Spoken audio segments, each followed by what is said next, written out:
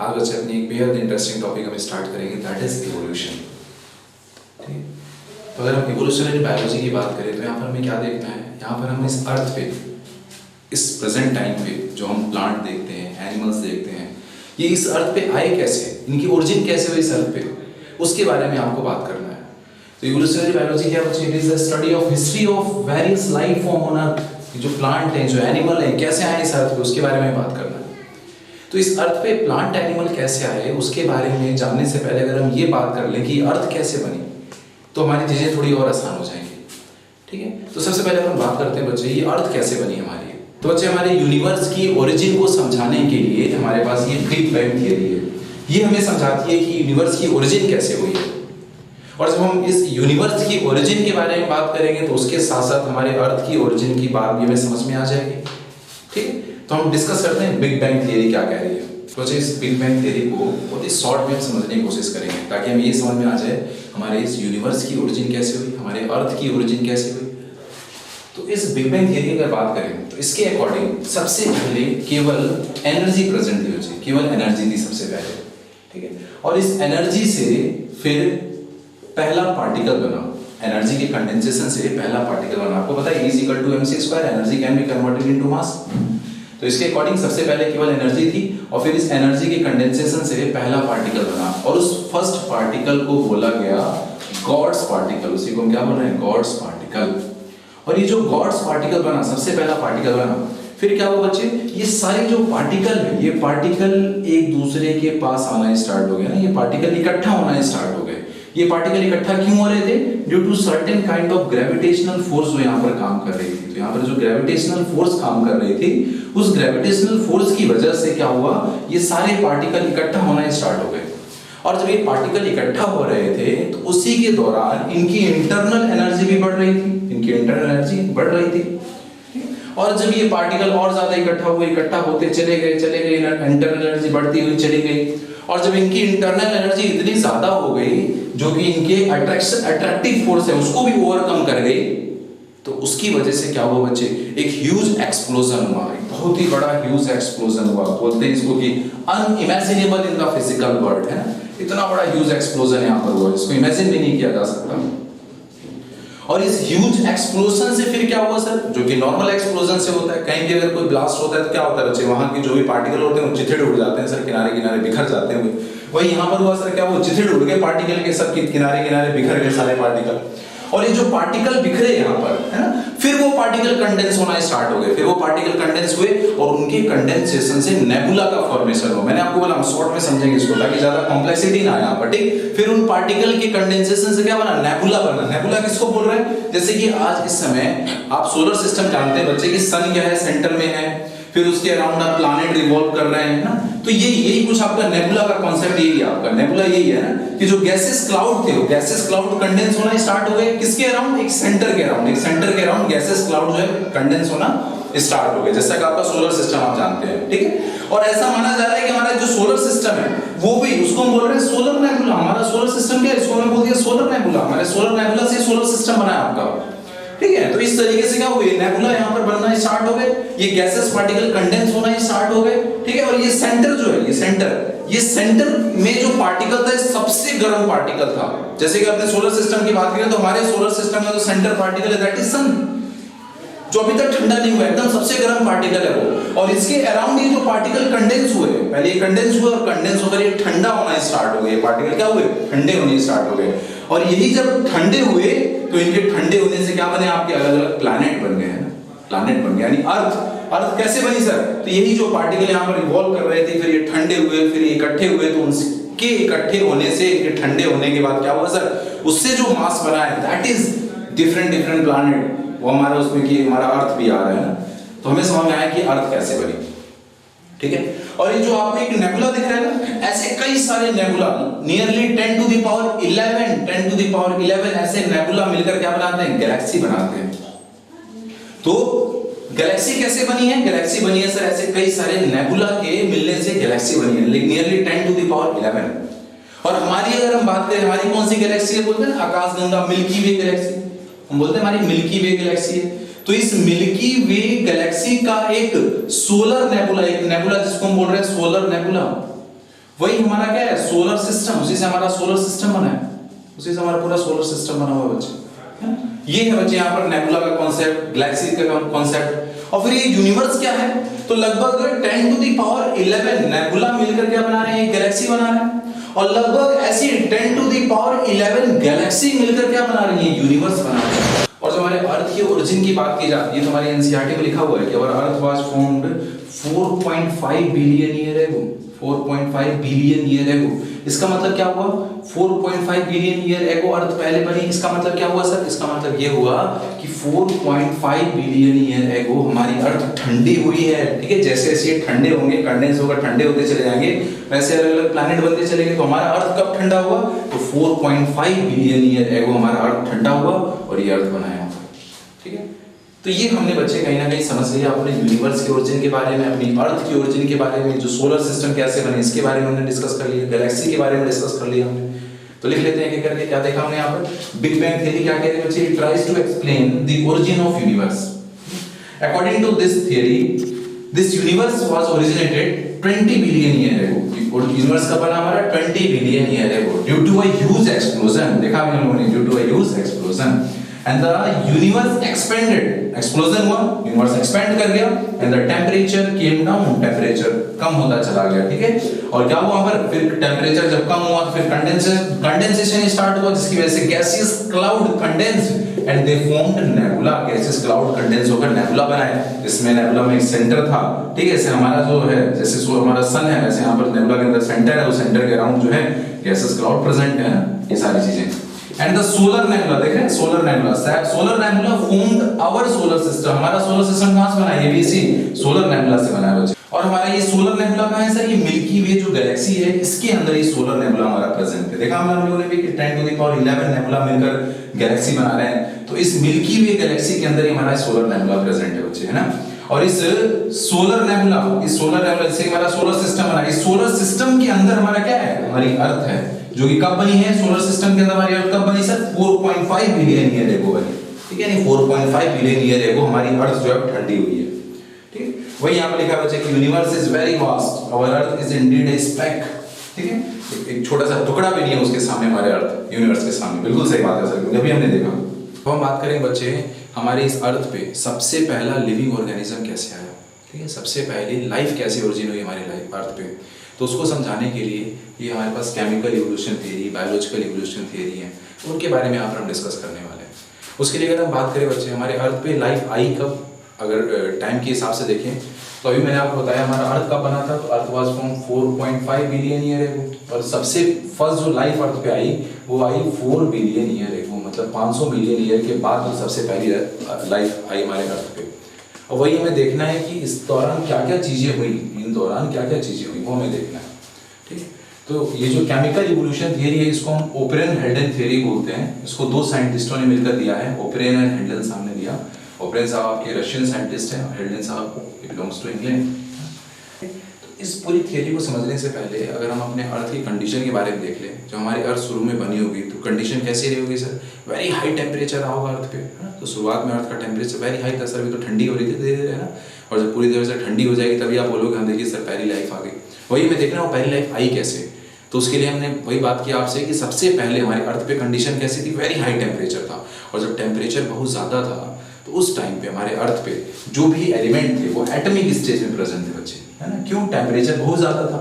Temperature बहुत ज़्यादा होगा था तो वो एटम जो है मिलकर मॉलिक्यूल नहीं बना पाएंगे ना। तो सबसे पहले एटमिक स्टेज प्रेजेंट थे हमारे अर्थ पे। ठीक है, ये कार्बन, हाइड्रोजन, ऑक्सीजन, नाइट्रोजन सभी एटमिक फॉर्म में वहाँ पर प्रेजेंट थे। ठीक है, इसमें अगर देखें सबसे ज़्यादा क्या था, सबसे ज़्यादा आपका हाइड्रोजन था, मोस्ट अबंडेंट वाज हाइड्रोजन। फिर क्या हुआ, धीरे धीरे टेम्परेचर डाउन हुआ, धीरे धीरे टेम्परेचर डाउन हुआ। टेम्परेचर जब डाउन हुआ तो फिर ये एटम्स आपस में मिलकर मॉलिक्यूल बनाना स्टार्ट कर दिए। ये देखिए हाइड्रोजन क्या किया, जब टेम्परेचर डाउन हुआ अर्थ का बच्चे, तो ये हाइड्रोजन हमारे अर्थ की जितनी भी ऑक्सीजन थी उसके साथ कंबाइन कर गया। और कंबाइन करके क्या बना दिया इसने, H2O बना दिया, जिसकी वजह से हमारे अर्थ पे फ्री ऑक्सीजन बची ही नहीं। फ्री ऑक्सीजन हमारे अर्थ पे बची ही नहीं। और जब फ्री ऑक्सीजन नहीं बची तो हम बोलते हैं, इसलिए हम बोलते हैं हमारा जो अर्थ था उसका जो प्रिमिटिव कंडीशन थी कैसी थी, रिड्यूसिंग एटमॉस्फेयर।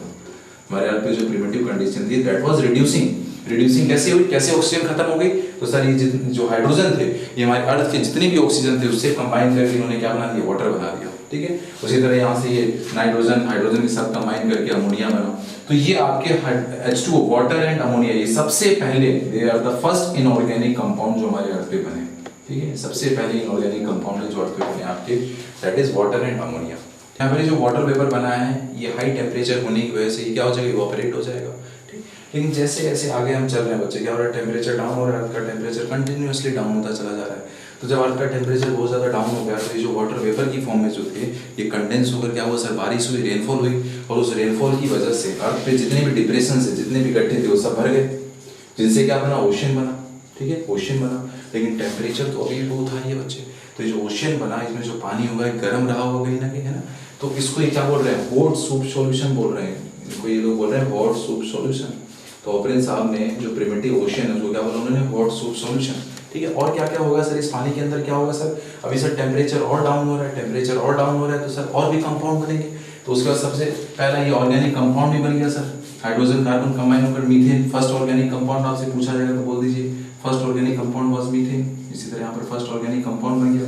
टेम्परेचर और डाउन हो रहा है तो ये जो ऑर्गेनिक कंपाउंड बने बच्चे ये आपस में कंबाइन होकर और फिर फर्दर कम ऑर्गेनिक कंपाउंड बनाएंगे, ठीक है। तो इनके कॉम्बिनेशन से अल्कोहल, ऑर्गेनिक एसिड्स, अलग एल्डिहाइड, कीटोन, ये सब चीजें बनना स्टार्ट हो गई। टेम्परेचर और डाउन हुआ बच्चे, टेम्परेचर और डाउन हुआ तो क्या हुआ, ये जो सिंपल ऑर्गेनिक कंपाउंड बने थे ये सिंपल ऑर्गेनिक कंपाउंड आपस में कंबाइन होके उनसे कॉम्प्लेक्स और लार्ज ऑर्गेनिक कंपाउंड बनना स्टार्ट हो गए। जैसे कि आपके वहाँ पर अमाइनो एसिड बनी है, अमाइनो एसिड से मिलकर प्रोटीन बन गए, न्यूक्लिक एसिड से मिलकर न्यूक्लियोटाइड बन गए, ठीक है। तो इस तरह से फिर कॉम्प्लेक्स ऑर्गेनिक कंपाउंड बन गए। और इन ऑर्गेनिक कंपाउंड को बनने के लिए एनर्जी कहाँ से मिल रही है इनको, देखें यहाँ पर अमाइनो एसिड आपस में कंबाइन होगी तो ये तो प्रोटीन बनेगा ना, पूरी चेन बनेगी, अमाइनो एसिड की चेन यहाँ पर पेप्टाइड बॉन्ड बनेगी तब तो प्रोटीन वहाँ पर बनेगी। तो इनको आपस में कंबाइन होने के लिए एनर्जी कहाँ से मिल रही है बच्चे, वो हमारा जो अर्थ का जो प्रिमिटिव कंडीशन है, हाई टेम्परेचर, लाइटनिंग, उन सबसे इनको एनर्जी मिल रही है। जो रेडिएशन है, लाइटनिंग है, उनसे एनर्जी मिल रही है, उनसे सारे कंपाउंड बनते चले जा रहे हैं, ठीक है। तो यहाँ तक की हमारी बात है कि केमिकल इवोल्यूशन किस तरह से ये लार्ज मैक्रोमोलिक्यूल बने। उसके बाद क्या होना चाहिए, जो मैक्रोमोलिक्यूल यहाँ पर बने हैं ना, ये जो आपके लार्ज और कॉम्प्लेक्स ऑर्गेनिक कंपाउंड बने, फिर ये उसी पानी के अंदर, उसी ओशन के अंदर क्या हुआ, ये ऑर्गेनिक कंपाउंड आपस में आकर कंबाइन हो गए, ठीक है। ये लार्ज कंपाउंड जो है, मैक्रोमोलिक्यूल जो है आपस में आके कंपाउंड हो गए, कंबाइंड हो गए, और इनके कॉम्बिनेशन से कंबाइन हो गए बच्चे, यहाँ पर कंबाइन हो गए। तो इनके कॉम्बिनेशन से क्या बना बच्चे, एक फर्दर इनसे बड़ा एक मैक्रोमोलिक्यूल बना जिसको क्या बोला जा रहा है यहाँ पर, प्रोटोबायोन्ट्स। क्या बोला गया, प्रोटोबायोन्ट्स। लार्ज कोलॉइड ड्रॉप यहाँ पर बनी, दैट वाज प्रोटोबायोन्ट, इसको बोला जा रहा है, ठीक है। और ये प्रोटोबायोन्ट ये ग्रो भी कर रहा था ना, अपना साइज भी बढ़ा रहा था। कैसे साइज बढ़ा रहा था, सिंपल सी बात है, ये अगल बगल के जो केमिकल्स हैं उनको एब्जॉर्ब करके ये ग्रो भी कर रहा है अपना।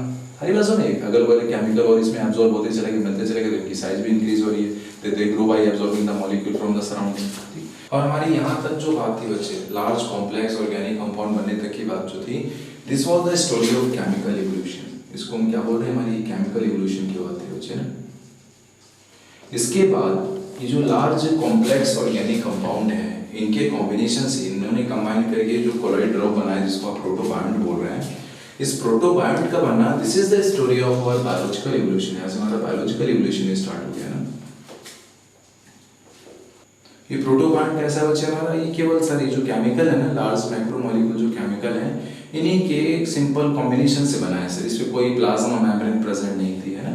तो ये हम बोल रहे हैं प्रोटोबायोन्ट्स। कैसे ग्रो कर रहा है, मैंने बताया आपको, अगल बगल के जो बाकी जो आपके केमिकल कंपाउंड उनको एब्जॉर्ब कर लेगा, उससे बढ़ता चला जा रहा है, ठीक है। इसी तरह का एक प्रोटोबायोन्ट हमारे ऑपरेन साहब ने अपनी लैब में बनाया, ठीक है।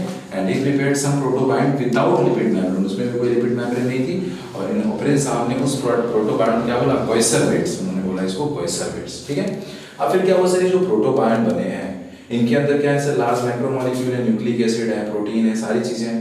अब ड्यू टू म्यूटेशन इसके अंदर, अब देखो कोई भी चीज जो यहाँ पर आगे चलने वाली है, हम बस एक सिंगल सा सहारा लेंगे म्यूटेशन का, क्योंकि ये जो इवोल्यूशन हुआ है, किस तरीके से पहली सेल बन गई, क्या कहानी है इसके पीछे से, कोई क्लियर कट कहानी है ही नहीं बच्चे, है ना। इसको क्लियरली समझा ही नहीं पा रहे। तो एक हमारे पास बात बचती है क्या, म्यूटेशन बोलते चले जाएंगे, चेंजेस कराते चले जाएंगे, ठीक है, क्योंकि हमारे पास कोई क्लियर कट कॉन्सेप्ट नहीं है आपको समझाने के लिए, ठीक है। तो ये देखिए आपका जो प्रोटोबायोन्ट है, इसके अंदर क्या हुआ, म्यूटेशन हुआ। इनकी जो न्यूक्लिक एसिड है, प्रोटोबायोन्ट के अंदर कई सारे केमिकल है, न्यूक्लिक एसिड है, पॉलीसैकेराइड है, सारे केमिकल इसके अंदर है। तो इनकी जो न्यूक्लिक एसिड है उनके अंदर म्यूटेशन हो गया, और म्यूटेशन की वजह से उस न्यूक्लिक एसिड के अंदर डिवीजन की, रेप्लिकेशन की एबिलिटी आ गई, ठीक है। हमें पता है डीएनए हमारा डिवाइड कर रहा है, आरएनए डिवाइड कर रहा है, तो वो ये कहना चाह रहे हैं उससे न्यूक्लिक एसिड के अंदर किस तरह से आई रेप्लिकेशन की प्रॉपर्टी, वो आई ड्यू टू म्यूटेशन, म्यूटेशन हुआ उस न्यूक्लिक एसिड के अंदर रेप्लिकेशन की प्रॉपर्टी आ गई। और क्या हुआ बच्चे, ये जो न्यूक्लिक एसिड है, न्यूक्लिक एसिड प्रोटीन के साथ कंबाइन होकर इन्होंने बना दिया न्यूक्लियोप्रोटीन, ठीक है। और ये जो न्यूक्लियोप्रोटीन है, कई सारे न्यूक्लियोप्रोटीन क्लस्टर बन गए इनके, और इन न्यूक्लियोप्रोटीन के क्लस्टर के ऊपर क्या हो गया सर, प्लाज्मा मेम्ब्रेन आ गई, लिपिड मेम्ब्रेन आ गई इसके ऊपर, देख रहे हैं लिपिड की मेम्ब्रेन आ गई इसके ऊपर, इस न्यूक्लियोप्रोटीन के ऊपर। कैसे हुआ, ड्यू टू म्यूटेशन। ये लोग म्यूटेशन लिखते चले जाइए, समझते चले जाइए, आप खुद से ही है ना।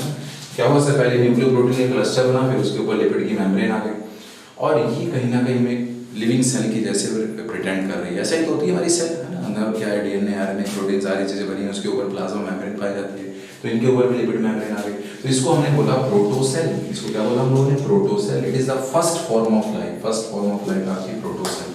कैसे बने वो मैंने आपको पूरा सीक्वेंस बताया यहाँ पर, ठीक है। और ये हमारी नॉन सेलुलर है, अभी तो इसको आप सेल तो कह नहीं रहे बच्चे, it is not a cell, non cellular form है ये।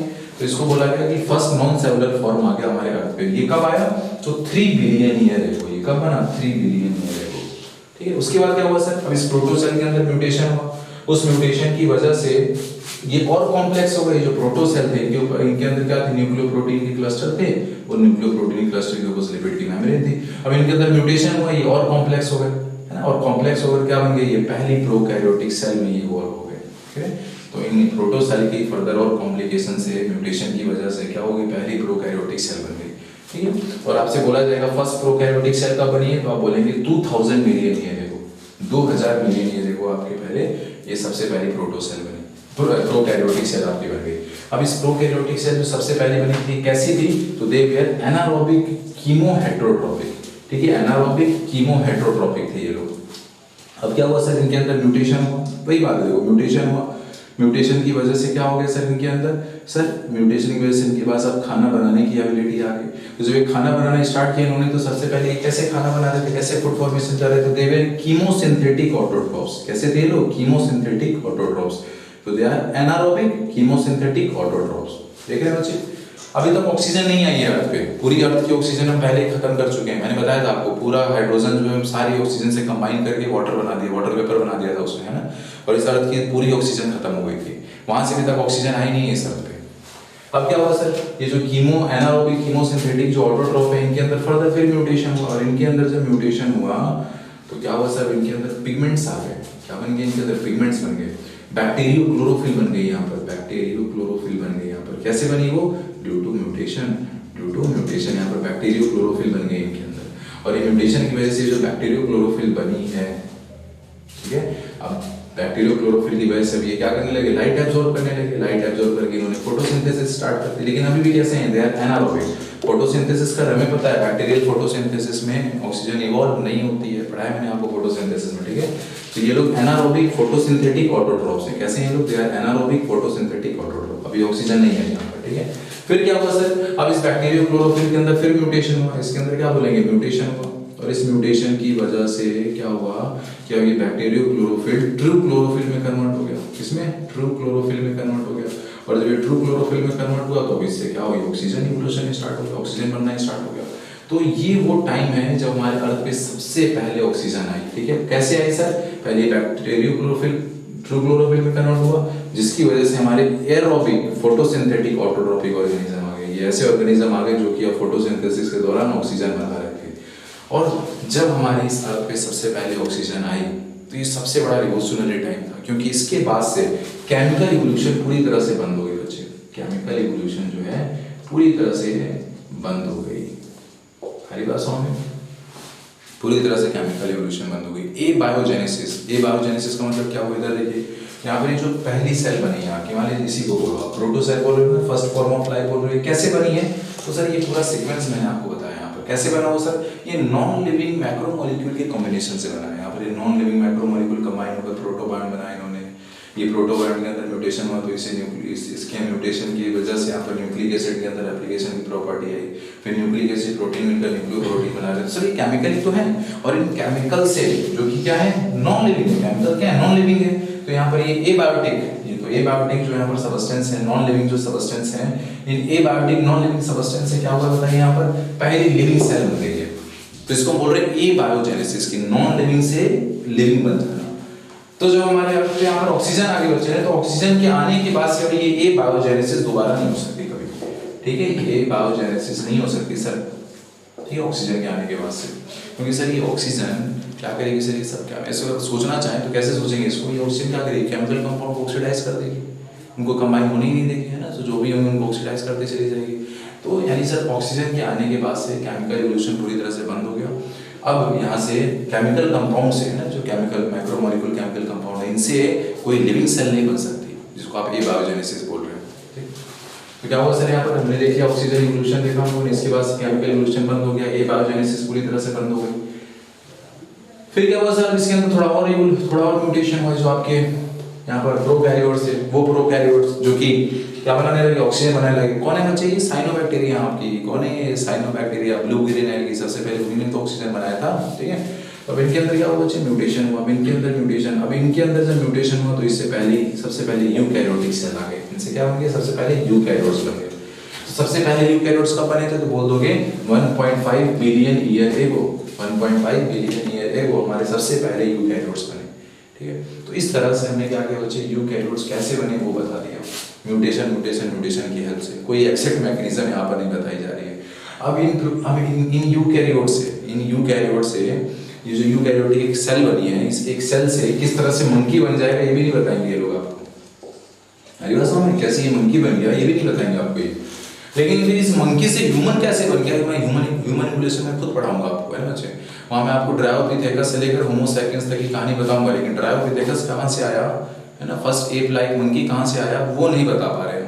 हरी बात समझ। तो ये जो सिंगल सेल बनी है, इस सिंगल सेल से इतना कॉम्प्लेक्स स्ट्रक्चर कैसे बना वो नहीं बताएंगे फिर ये लोग। हरी बात समझ। लेकिन हम ये देखे बच्चे सेल कैसे बनी, जहाँ तक हमारी किताबें लिख रही हैं, चल रही हैं, वहाँ तक समझते चलते हैं चीज़ों को। हमने केमिकल इवोल्यूशन थियरी के बारे में डिस्कस किया। तो हमारे ओपरेन और हेडन साहब ने जो केमिकल इवोल्यूशन थियरी दी उसको एक्सपेरिमेंटली हमारे मिलर साहब ने प्रूव किया बच्चे। तो ये जो मिलर एक्सपेरिमेंट है, ये एक्सपेरिमेंटल वेरिफिकेशन है केमिकल इवोल्यूशन थियरी का, ठीक है। It is an evidence for the chemical evolution theory. तो इन्होंने मिलर साहब ने पहले क्या किया, अपने लेबोरेटरी में जो ये एक्सपेरिमेंट कर रहे थे, उस एक्सपेरिमेंट के दौरान इन्होंने जो प्रिमिटिव अर्थ पे जैसी कंडीशन थी पहले, वो कंडीशन इन्होंने तैयार की और ये सेटअप तैयार किया उन्होंने। तो ये क्या क्या इन्होंने किया यहाँ पर देख रहे हैं, ये बॉइलिंग वाटर को बॉईल करने के लिए उन्होंने कितना टेम्परेचर चूज किया बच्चे, 800 डिग्री सेल्सियस टेम्परेचर। पूछा जाएगा आपसे कितने टेम्परेचर वाटर को बॉईल कर रहे हैं, 800 डिग्री सेल्सियस टेम्परेचर, ठीक है। हाई टेम्परेचर है, प्रिमिटिव कंडीशन में हाई टेम्परेचर है तो हाई टेम्परेचर को शो कर रहा है। यहाँ पर इन्होंने क्या क्या लिया बच्चे, मीथेन अमोनिया हाइड्रोजन लिया इन्होंने। किस रेशियो में, 2:1:2 के रेशियो में। इन्होंने 2:1:2 के रेशियो में यहाँ पर मीथेन अमोनिया हाइड्रोजन लिया और इसके साथ साथ वाटर वेपर। तो भाई सर ये बॉइलिंग वाटर से जो वाटर वेपर जनरेट हो रहा है, तो ये सब मिक्सचर इन्होंने यहाँ पर लिया यहाँ पर, है। और यहाँ से जो यहाँ पर गैसेस प्रोड्यूस हो रही है बच्चे, है ना, ये बॉइलिंग वाटर के थ्रू जो गैसेस जो प्रोड्यूस हो रही हैं वो आगे पास हो रही हैं अलग एक चैम्बर में। और इस चैम्बर के अंदर इन्होंने क्या किया, स्पार्क जनरेट किया। और इस स्पार्क को जनरेट करने के लिए इन्होंने हाई वोल्टेज यूज किए, 50,000 वोल्टेज इलेक्ट्रिसिटी पास कराई और यहाँ पर इन्होंने स्पार्क जनरेट किया। और हमें पता है बच्चे प्रिमिटिव अर्थ का जो एटमॉस्फेयर था वो रिड्यूसिंग था, वहाँ पर ऑक्सीजन नहीं थी। तो रिड्यूसिंग कंडीशन को सेटअप करने के लिए यहाँ पर इन्होंने वैक्यूम पंप लगा रखा है टू रिमूव ऑक्सीजन को रिमूव करने के लिए यहाँ पर इन्होंने लगा रखा है। और ये जो पूरा का पूरा इन्होंने सेटअप तैयार किया, इस सेटअप को एक बार इन्होंने पूरा एक्सपेरिमेंट किया, अपने बॉइलिंग वाटर दिया, सारी चीजें यहाँ पर स्पार्क जनरेट किया इन्होंने। और ये पूरा एक्सपेरिमेंट करके इस पूरे सेटअप को इन्होंने कुछ दिनों के लिए ऐसे ही छोड़ दिया, लगभग 10 to 18 डेज तक इन्होंने क्या किया, ये पूरा जो अपना सेटअप है इसी तरह छोड़ दिया इन्होंने। उसके बाद जब 18 डेज के बाद गए अपने सेटअप को इन्होंने दोबारा से एग्जामिन किया, तो इन्होंने क्या देखा बच्चे यहाँ पर कि जो यू शेप जो ट्यूब दिख रही है बच्चे आपको, है ना, यहाँ पर रेड कलर लिक्विड बनी हुई थी। और इस रेड कलर लिक्विड में जब इन्होंने एग्जामिन किया तो क्या क्या चीजें पाई, this red colour liquid it contains amino acid.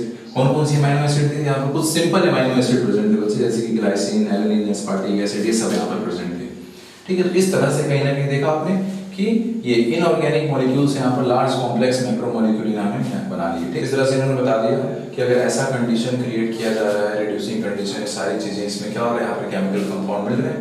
ये तो आपने अभी देखा था केमिकल इवोल्यूशन में कि आपके जो सिंपल फॉर्म थे उनसे मिलकर कॉम्प्लेक्स फॉर्म बन रहे थे, ठीक। और बाकी अलग अलग साइंटिस्टों ने इस एक्सपेरिमेंट को रिपीट किया और उन्होंने जब इसको रिपीट किया तो उनको और भी सारे कंपाउंड मिले, pigments, polysaccharide, nucleic acids, fat, वो सारी चीजें मिली। अलग अलग साइंटिस्ट ने इसको दोबारा से रिपीट किया एक्सपेरिमेंट को। तो इस तरह से इन्होंने पूरी तरह से प्रूव कर दिया ये कि जो केमिकल इवोल्यूशन थ्योरी हमारे ओपरेन और हेडन साहब ने दी है वो सही है। मिलर साहब के कंक्लूजन के बारे में बात कर लेते बच्चे। मिलर साहब ने अपने एक्सपेरिमेंट से क्या कंक्लूजन दिए, उन्होंने बताया कि on primitive earth the atmosphere was reducing. ये सही बात है, हमारे केमिकल इवोल्यूशन के दौरान हमने देखा था हमारे ओपरेन हेडन थ्योरी में। इन्होंने बोला ये सही बात है कि पहले का एनवायरनमेंट जो था रिड्यूसिंग था, क्योंकि उन्होंने वहाँ से जब ऑक्सीजन जो इवॉल्व हो रही थी वो रिमूव किया, उसी के बाद उन्होंने जो केमिकल कंपाउंड है उनको ऑब्टेन हुआ, ठीक है। तो उससे उन्होंने बोला कि initially the atmosphere was reducing and the first life originated from non living molecule like protein, RNA etcetera, abiogenetically. क्या बोला इन्होंने कि जो फर्स्ट लाइफ है बच्चे वो नॉन लिविंग मॉलिक्यूल से आई है, और नॉन लिविंग मॉलिक्यूल से लिविंग मॉलिक्यूल का बना, दिस इज ए बायोजेनेसिस। तो इन्होंने बोला सबसे पहली लाइफ जो है फर्स्ट लाइफ वाज फ्रॉम ए बायोजेनेटिकली। और हमारे केमिकल इवोल्यूशन थ्योरी में भी आपने यही देखा कि पहली लाइफ आपकी ए बायोजेनेटिकली बनी है, और उसके बाद बायोजेनेसिस जो है वो कंटिन्यू हो गई, और आज केवल बायोजेनेसिस होती है। आज ये पॉसिबल नहीं है कि नॉन लिविंग से लिविंग बन जाए। ऐसा क्यों नहीं पॉसिबल है? आज ए बायोजेनेसिस क्यों नहीं हो सकती? Because of the oxidising environment, because of the oxidising environment. आज हमारे एनवायरनमेंट में ऑक्सीजन है, इसलिए, ठीक है। तो ये हमने देख लिया बच्चे। इन्होंने बोला कि सबसे पहला जो लाइफ है वो ए बायोजेनेटिकली बना है, लेकिन आज इस समय आज का जो एनवायरनमेंट है इस समय ए बायोजेनेसिस क्यों नहीं हो सकती? तो आप रीजन देंगे because of this oxidising environment, oxygen present. इन्होंने बोला था on primitive earth the condition where like volcanic, high temperature, strong. बिल्कुल सही बात है सर। इसी सब चीज़ों को शो करने के लिए उन्होंने वहाँ पर high voltage, high temperature provide किया था। तो हमने ऑरिजिन ऑफ लाइफ के बारे में बात किया। अब यहाँ पर कुछ अलग अलग थियरीज दी गई कि हमारे अर्थ पे लाइफ कैसे ओरिजिन हुई, उनके बारे में डिस्कस कर लेते हैं। तो सबसे पहले थियरी हम देखेंगे यहाँ पर, थियरी ऑफ स्पेशल क्रिएशन। ये थियरी स्नेलिस साहब ने दी थी। इनके हिसाब से गॉड ने अर्थ पे लाइफ बनाई, और कितने समय में? केवल 6 दिनों में इस अर्थ पे जितनी भी लाइफ है वो 6 दिनों में बनाई गई है, इन 6 नेचुरल डेज। इनके हिसाब से पहले दिन में अर्थ और हेवन बने, लास्ट 6 डे में सबसे पहला आदमी एडम बनाया गया। फिर उस सबसे पहले आदमी एडम ने क्या किया? ईव बनाई, है ना, ईव बनाई, सबसे पहले फीमेल बनाई फ्रॉम हिज 12th रिब।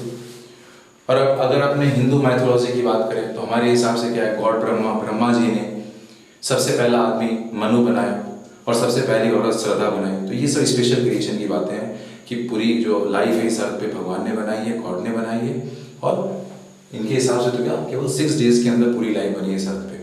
और इसके कुछ जनरल पॉइंट भी यहाँ पर कि हमारी जो अर्थ है स्पेशल क्रिएशन के हिसाब से अगर हम बात करें, हमारी जो अर्थ है it is almost 4000 year old, 4000 साल पुरानी है केवल, है ना। लेकिन हमें पता है हमारी अर्थ तो बिलियंस ऑफ ईयर पुरानी बच्चे, है ना। नेक्स्ट, इनका क्या मानना है कि life was created as such as we see, जैसा आज आप देख रहे हैं इसी तरीके से लाइफ इस अर्थ पे आई थी पहले ही, और इसी तरीके से ये आगे भी चलती रहेगी। And the life will remain same, will not change in future, future में भी चेंज नहीं होगा। लेकिन हमें पता है बच्चे ये पूरी तरह से गलत है, ऐसा कुछ नहीं हो रहा है यहाँ पर। इन हमारे एनसीईआरटी में भी पॉइंट्स लिखे गए हैं, तो मैंने आपको बताया यहाँ पर। नेक्स्ट जो हमारी थियरी है that is theory of panspermia. Panspermia theory हमारे अरेनियस साहब ने दी थी। Arrhenius is the father of the theory of panspermia. इनके हिसाब से लाइफ कैसे आई अर्थ पे? तो इनके हिसाब से life came on earth in the form of pansperm. Pansperm की फॉर्म में है फ्रॉम अनदर प्लैनेट, दूसरे प्लैनेट से पैनिस्पर्म की फॉर्म में हमारी अर्थ पे लाइफ आई है, ठीक है।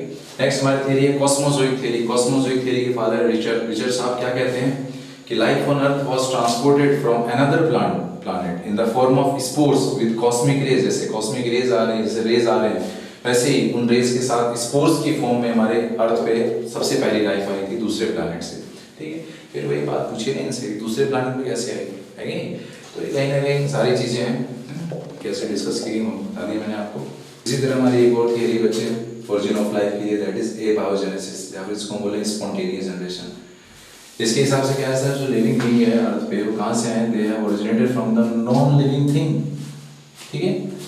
कहाँ से आए नॉन लिविंग थिंग से? कैसी नॉन लिविंग थिंग से? From the dead, decaying, rotting non living materials like the straw, mud, इन सब चीजों से लाइफ आई है अर्थ पे। ये हमारी बायोजेनेसिस कहती है।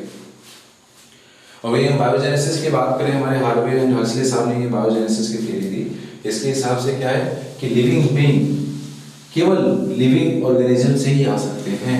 Living being have is originated from the living being only. ये हमारी बायोजेनेसिस की थियरी कह रही है।